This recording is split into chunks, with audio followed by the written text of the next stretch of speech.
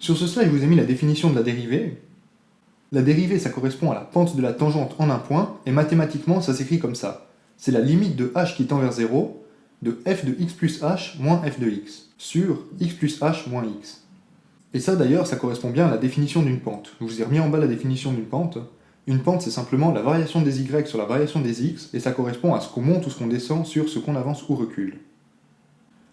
Si on regarde maintenant comment on peut construire graphiquement une dérivée, et bien pour une fonction comme ça, on va prendre deux points, x0 et x0 plus h, et on va faire devenir h de plus en plus petit.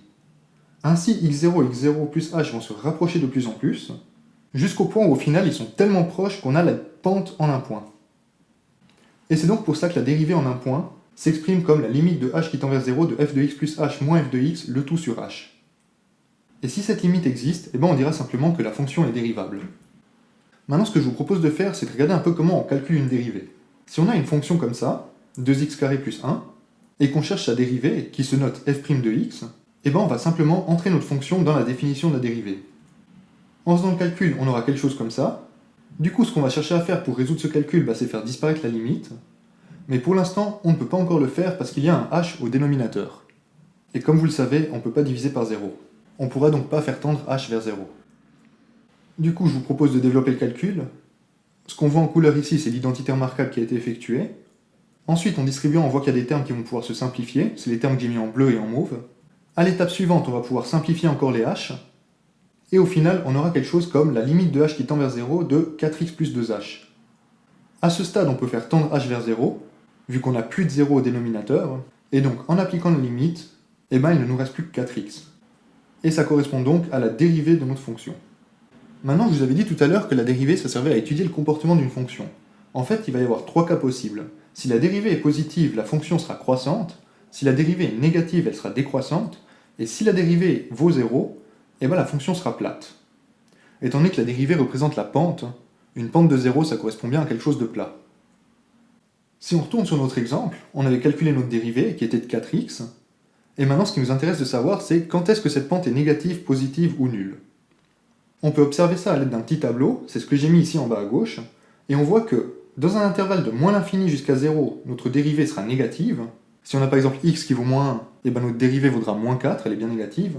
Au point 0, la dérivée vaut 0, et dans un intervalle de 0 non compris à plus l'infini, la dérivée est positive. Du coup, ça va se manifester sur notre fonction, et on aura une fonction qui sera d'abord décroissante, puis qui sera plate au point 0, et enfin sera croissante par la suite. Et ça, on le voit très bien sur le graphe à droite, avec les traits verts qui sont les dérivées calculées pour différentes valeurs de x. Une fois une valeur négative, une fois la valeur de 0, et une fois une valeur positive. Ok, maintenant on se doute bien qu'on ne pourra pas passer par la limite à chaque fois pour calculer la dérivée d'une fonction. Heureusement, on a des formes toutes faites pour certains résultats de dérivation, et c'est ce que je vous ai mis ici. Dans la colonne de gauche, on a le type de fonction, et dans la colonne de droite, on a la dérivée correspondante. Et là, on voit par exemple que sur la première, si on a une fonction constante, donc que f de x est égal à a, et bien sa dérivée vaudra 0. Et ça, on le comprend très bien parce qu'une fonction constante, elle est plate, et comme la dérivée décrit la pente de la fonction en un point, et bien pour tout point, on aura 0. Ici, sur ce slide, on a encore d'autres résultats de dérivée pour d'autres types de fonctions, et il y a juste deux fonctions sur lesquelles j'aimerais revenir, ce sont les deux dernières. Si on regarde la dernière, x de y, en fait c'est simplement une fonction inverse, et du coup la dérivée d'une fonction inverse, ça sera simplement 1 sur la dérivée de la fonction normale, et l'avant-dernière, en fait elle a un nom particulier, c'est ce qu'on appelle la dérivée interne. Quand on a une fonction composée, donc f de g de x, et bien sa dérivée donnera f' de g de x fois g' de x. Et ce g' de x, en fait, on l'appelle l'interne.